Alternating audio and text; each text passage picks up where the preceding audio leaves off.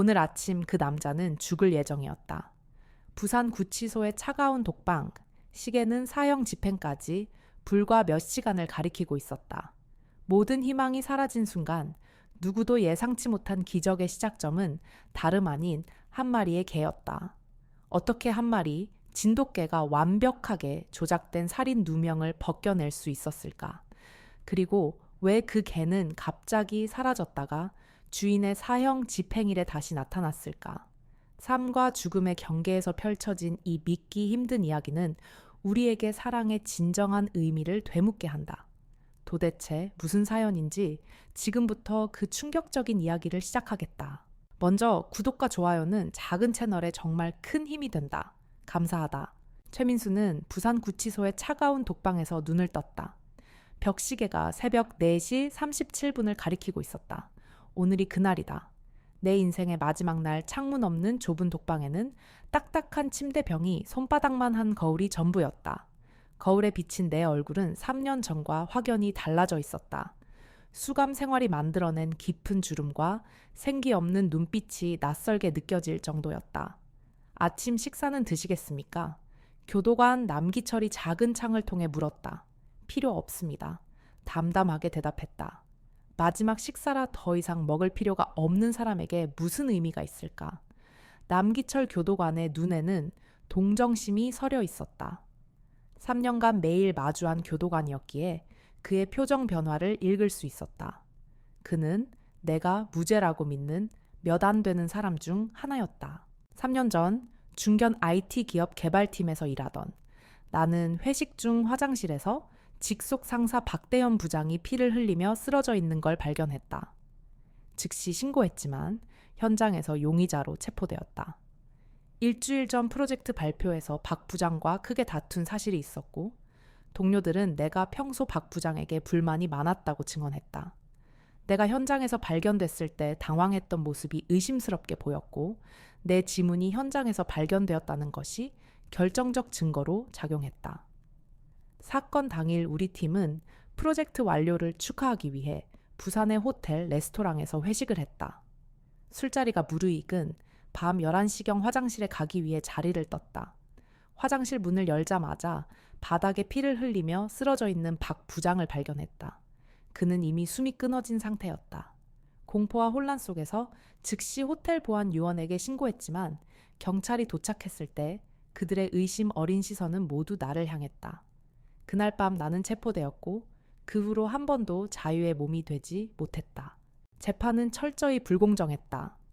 회사 동료들의 증언 현장에서 발견된 지문 피해자와의 불화 기록 모든 것이 완벽하게 나를 범인으로 지목했다. 검사는 이것이 계획된 살인이라고 주장했고 재판부는 그의 의견을 받아들였다. 하지만 진실은 달랐다. 진짜 살인범은 재벌 3세 장민혁이었다. 그는 술에 취해 호텔배에서 우연히 마주친 박 부장과 말다툼을 벌였고 화장실까지 따라가 밀처 세면대 모서리에 머리를 부딪히게 한 것이었다. 민혁은 자신의 권력과 배경을 이용해 증거를 조작하고 내게 누명을 씌웠다. 수많은 항소와 상고를 거쳤지만 모두 기각되었다. 결국 사형 선고가 확정되었고 오늘이 그 집행일이었다. 오전 10시가 됐고 이제 불과 몇 시간 후면 모든 것이 끝날 것이다. 마지막 소원이 있다면 말씀해 주십시오. 교도관의 목소리에 현실로 돌아왔다. 잠시 침묵한 후 입에서 나온 말은 단 하나였다. 제 개 누리를 보고 싶습니다. 교도관은 잠시 망설이다가 고개를 끄덕였다. 확인해 보겠습니다. 하지만 규정상 쉽지 않을 수도 있습니다. 발소리가 복도를 따라 멀어지는 동안 누리를 마지막으로 보고 싶다는 생각에 가슴이 저렸다. 누리는 5년 된 진돗개로 내 유일한 가족이자 친구였다. 체포 후에는 내 전 여자친구 한지원에게 맡겨졌다. 바깥으로 보이는 하늘은 여전히 어두웠지만 조금씩 새벽이 밝아오고 있었다. 창살 너머로 보이는 별들을 바라보며 누리가 행복하게 살기를, 그리고 언젠가는 진실이 밝혀지기를 빌었다. 시계는 이제 5시를 가리켰다. 집행까지 5시간, 이 짧은 시간 동안 내 인생의 타차 순간을 되돌아보게 되더라. 부모님 학창시절 첫 직장, 그리고 누리와 함께한 행복했던 시간들, 이 모든 것이 곧 끝난다는 생각에 한숨이 절로 나왔다. 가장 후회되는 순간은 그날 밤 화장실에 들어간 것이었다. 그 순간이 없었다면 지금쯤 누리와 함께 평범한 일상을 보내고 있었겠지.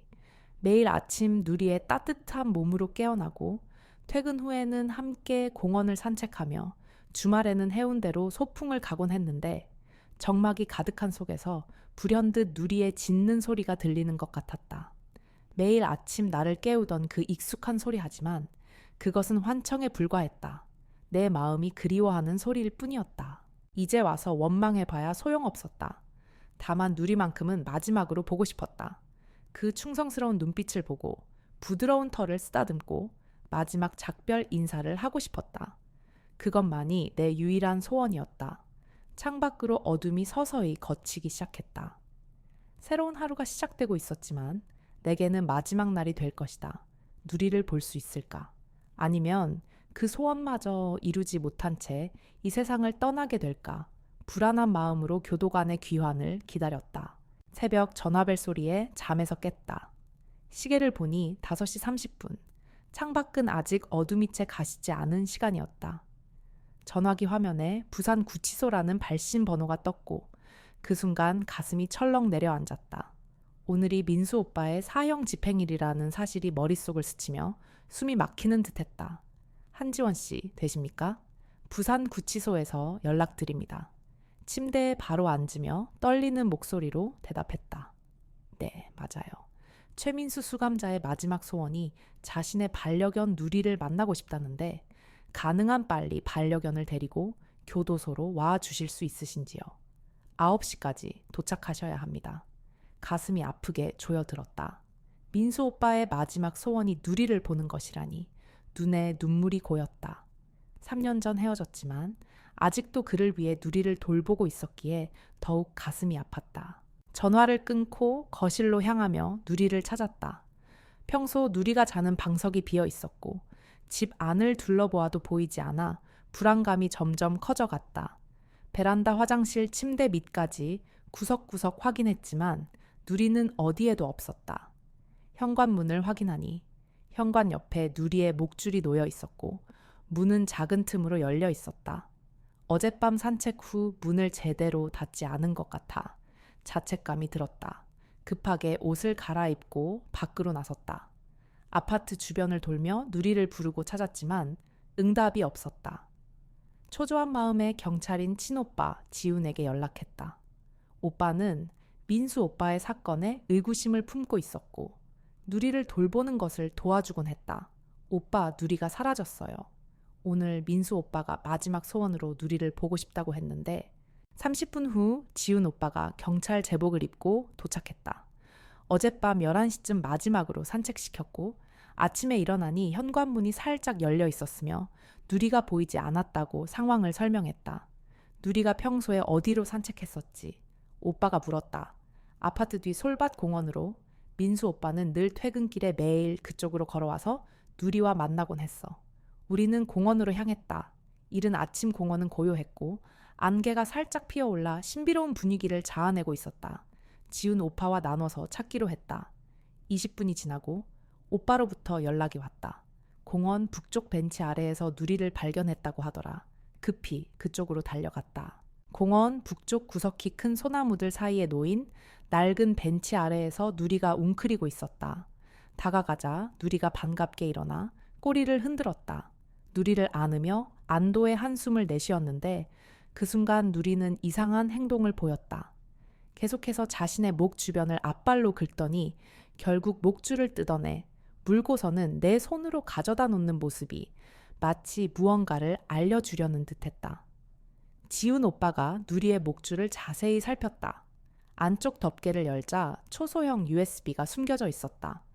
누리가 계속해서 목줄을 가리키던 이유가 바로 이것이었고 그 순간 우리는 서로를 놀란 눈으로 바라보았다. 차 안에서 지훈 오빠는 노트북으로 USB를 확인했다.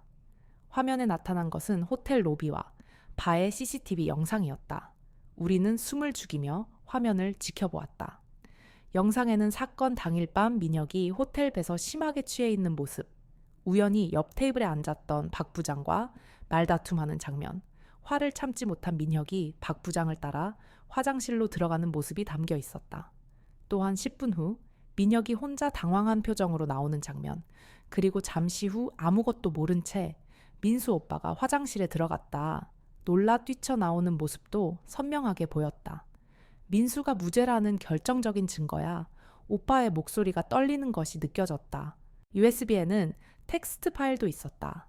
민수 오빠가 남긴 메모였고, 호텔 보안 시스템에서 영상을 복사했으며 경찰 수색을 피해 누리의 목줄에 숨겨두었다는 내용과 함께 진짜 살인범은 장민혁이라고 적혀 있었다. 눈물이 흘러내렸다. 민수 오빠는 계속 무죄라고 주장했는데 아무도 믿지 않았어. 지금이라도 이 증거를 발견하게 되어 다행이야. 오빠도 결연한 표정을 지었다. 시간이 없으니 지금 바로 교도소로 가야겠다. 이 증거가 민수를 구할 수 있을 거야. 누리를 데리고 부산 구치소로 서둘러 향했다. 차 안에서 누리를 꼭 안고 있는데 누리는 마치 자신의 임무를 완수한 것처럼 평온해 보였다. 그 모습에 가슴이 뭉클했다. 왜 누리가 갑자기 집을 나와 공원에 있었을까? 궁금증이 들었다. 오빠는 운전하며 대답했다. 아마도 본능적으로 그랬을 것 같아. 주인이 계속 오지 않으니 매일 만나던 장소로 간 것이 아닐까.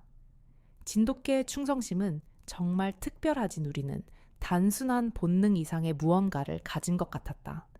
마치 민수 오빠의 위기를 감지하고 의도적으로 우리의 관심을 목줄로 이끌기 위해 행동한 것처럼 느껴졌다. 그 응일하니 소름이 돋았다. 차는 부산 외곽을 벗어나 구치소가 있는 방향으로 빠르게 달렸다. 시계는 이미 7시 30분을 가리키고 있었다. 민수 오빠를 구할 시간이 얼마 남지 않아 손에 땀이 배었다. 지훈 오빠의 얼굴에는 결연한 의지가 서려 있었다. 그는 민수 오빠의 사건에서 뭔가 석연치 않은 점을 항상 느껴왔으며 이제 그 직감이 맞았다는 것이 증명되어 더욱 긴박하게 운전대를 잡고 있었다. 마음속으로 꼭 민수 오빠를 구해낼 것이라고 다짐했다. 누리를 더욱 꼭 안으며 이 충성스러운 개가 가져다준 기적에 감사하는 마음으로 가득 찼다. 구치소가 점점 가까워지면서 심장은 더 빠르게 뛰기 시작했고 시계는 잔인하게도 계속 흘러가고 있었다. 시간이 얼마나 흘렀는지 모르겠다. 혼자 독방에서 기다리는 시간은 영원처럼 느껴졌다. 교도관이 돌아온 건 대략 6시쯤이었을 것이다. 그는 문을 열고 들어와 나를 바라보았다. 반려견 면회가 승인되었습니다. 9시 30분, 집행 30분 전에 특별 면회실에서 만날 수 있습니다. 가슴이 철렁 내려앉았다. 마지막 소원이 이루어진다니 누리를 볼 수 있다는 기쁨과 그것이 마지막 만남이라는 슬픔이 교차했다. 교도관에게 감사의 뜻을 전하고 싶었지만 목이 메어 말이 나오지 않았다. 고맙습니다. 간신히 짧은 말을 내뱉었다. 교도관은 고개를 끄덕이고 나갔다. 다시 혼자가 된 독방에서 창살 너머로 밝아오는 하늘을 바라보았다. 시간이 흘러 9시가 되었고 아침 식사 제의가 들어왔지만 역시 거절했다. 머릿속으로는 누리와의 추억들이 파노라마처럼 지나갔다. 처음 만났던 날 부산 근처 유기견 보호소에서 모든 개들이 짖고 있을 때 유독 조용히 나를 바라보던 그 눈빛을 어떻게 잊을 수 있을까? 첫날부터 누리는 특별했다. 8시가 되자 교도관들이 와서 집행 준비를 시작했다. 마지막 샤워를 하고 깨끗한 옷으로 갈아입었다. 모든 것이 기계적으로 이루어졌고 내 몸은 움직였지만 마음은 이미 멀리 떠나 있는 듯했다. 9시, 이제 1시간 남았다는 생각에 심장이 빠르게 뛰기 시작하더라. 곧 다른 교도관이 와서 나를 면회실로 데려갔다. 손목과 발목에 쇠사슬을 채운 채 복도를 걸었고 저도 모르게 주변을 살피며 누리가 왔는지 눈으로 찾았다. 면회객이 왔습니다. 그 말을 듣자 마음이 조급해졌다. 누리를 보게 될 거라는 생각에 가슴이 뛰었다. 면회실에 들어서자 유리창 너머로 지원과 누리가 기다리고 있었다. 눈시울이 뜨거워졌다. 누리야. 목소리가 떨렸다. 교도관의 특별 허락이 있었는지 누리가 유리창 사이 작은 공간을 통해 달려와 내게 안겼다. 따뜻한 청아, 익숙한 냄새에 눈물이 왈칵 쏟아졌다. 쇠사슬 때문에 자유롭게 안아줄 수 없어 더욱 가슴이 아팠다. 지원아, 어떡해. 지원도 눈물을 참지 못하는 모습이 보였다. 그런데 예상치 못한 말이 그녀의 입에서 흘러나왔다. 민수 오빠 누리가 USB를 가지고 있었어요. 모든 증거를 찾았어요, 지금. 검찰과 법무부에서 사형 집행 중지를 검토 중이에요. 나는 그것이 무슨 뜻인지 금방 이해했지만 동시에 믿기지 않았다. 내가 체포되기 전 IT 담당자로서 호텔 CCTV 영상을 복사해 누리의 목줄에 숨겨두었던 것을 잊지 않았다. 그런데 3년이 지난 지금 그 증거가 발견된 거였다. 다행이다. 지원의 눈에 눈물이 고였다. 처음부터 믿었어요. 그리고 누리도 항상 오빠를 믿었어요. 누리의 머리를 쓰다듬었다. 고마워. 누리야, 네가 정말 내 목숨을 구해줬구나. 그때 교도관이 들어왔다. 면회 시간이 끝났습니다. 준비하셔야 합니다. 얼굴에서 미소가 사라졌다. 결정이 아직 안 난 건가요? 교도관은 고개를 저었다. 저는 지시에 따를 뿐입니다. 죄송합니다. 지원이 절박하게 교도관을 바라보았다. 잠시만요. 지금 소장님께서 집행중지 명령을 검토 중이에요. 확인해 보세요. 교도관은 망설이다가 무정의를 들었지만 그가 확인하기도 전에 복대에서 발소리가 들리더니 김 소장과 지훈 그리고 검찰 관계자로 보이는 사람이 뛰어들어왔다. 멈추세요. 집행이 중지되었습니다. 모든 시선이 그쪽으로 향했고 교도관들은 놀란 표정으로 서로를 바라보았다. 나도 믿을 수 없다는 듯이 김 소장을 쳐다보았다.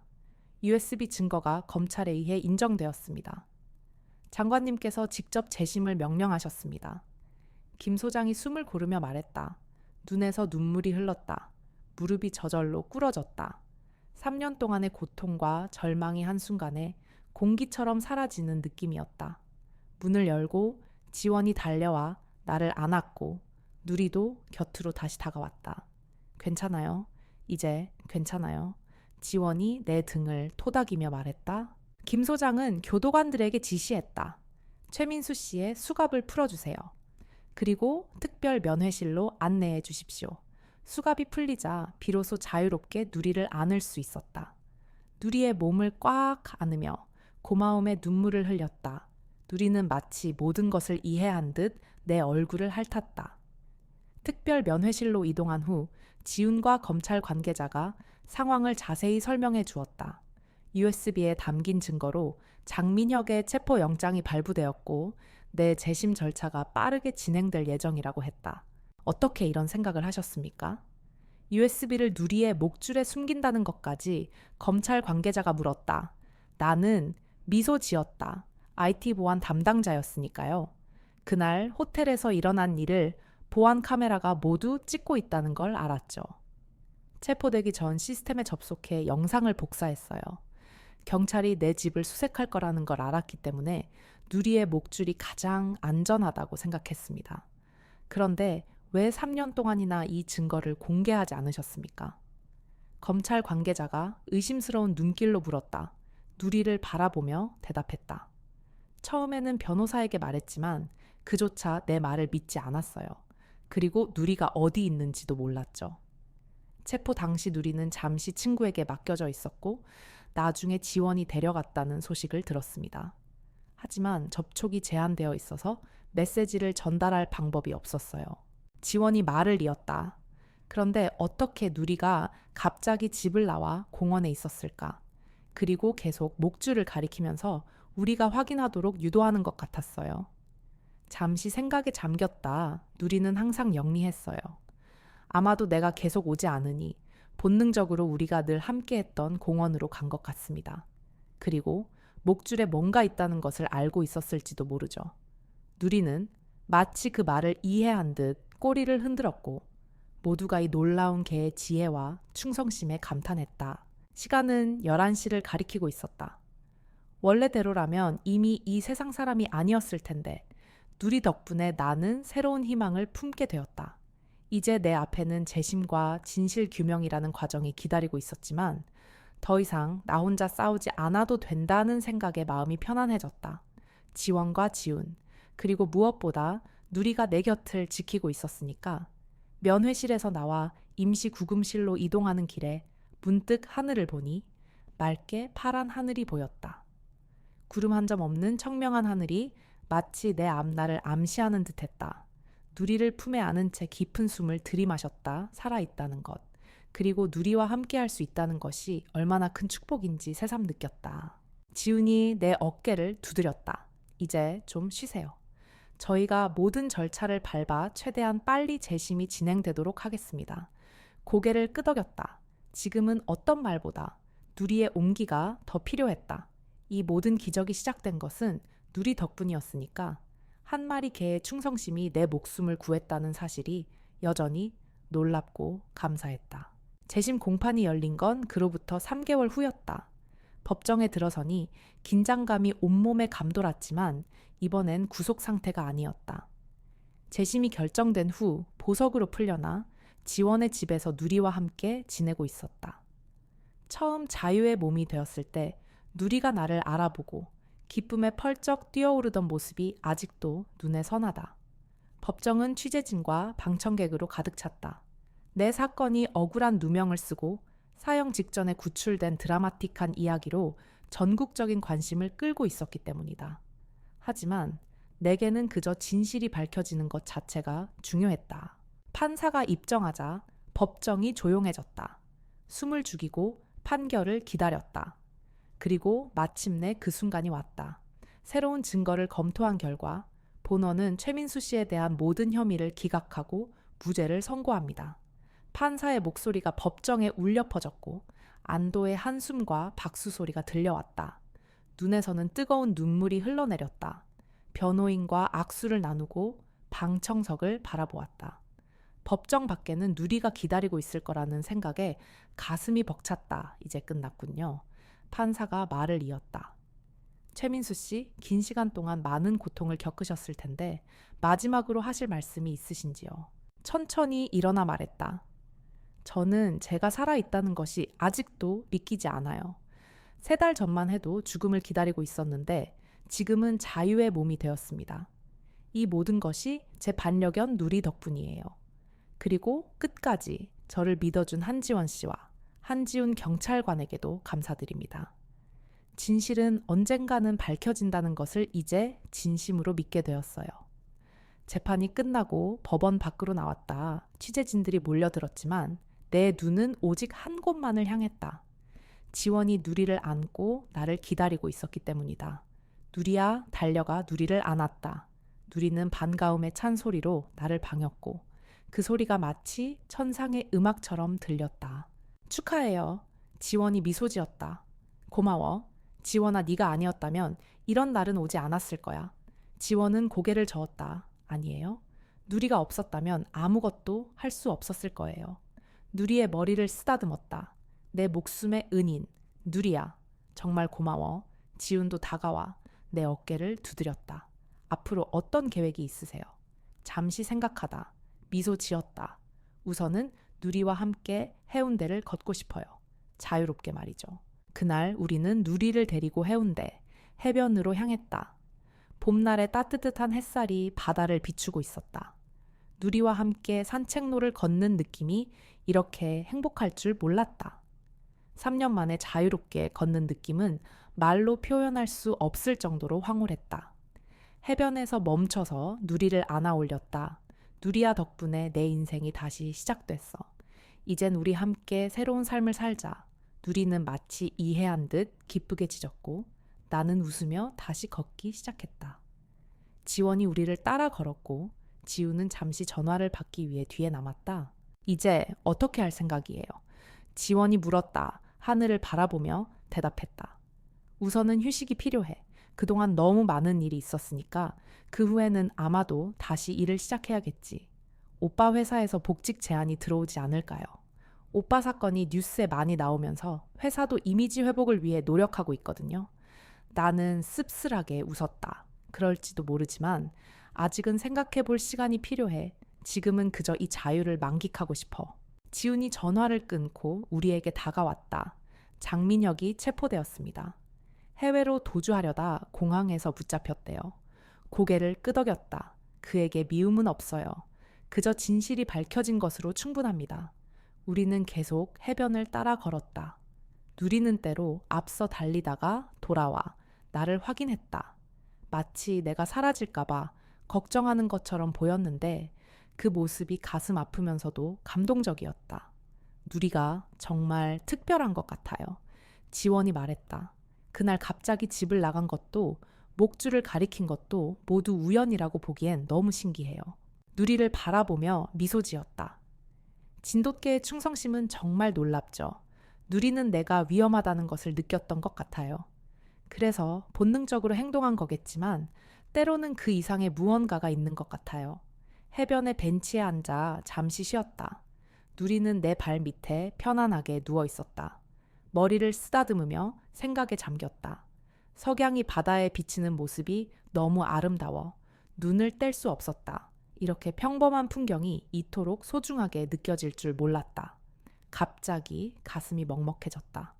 만약 누리가 없었다면 나는 이 풍경을 다시는 볼 수 없었을 테니까. 누리를 바라보니 그 눈에는 깊은 이해와 애정이 담겨 있는 것 같았다. 어쩌면 동물들은 인간이 이해하지 못하는 방식으로 세상을 느끼는 건 아닐까. 누리는 분명 내가 위험하다는 것을 알았고 그것을 알리기 위해 온 힘을 다했다. 그것이 단순한 본능이라고 하기엔 너무나 특별했다. 앞으로는 절대 헤어지지 않을게. 누리의 귀에 속삭였다. 넌 내 가족이야. 누리의 충성심은 모든 역경을 뚫고 진실을 세상에 알렸고 나를 죽음에서 구해냈다. 돈으로도 권력으로도 살 수 없는 그 순수한 사랑에 가슴이 뭉클했다. 누리의 머리를 안고 눈물을 흘렸다.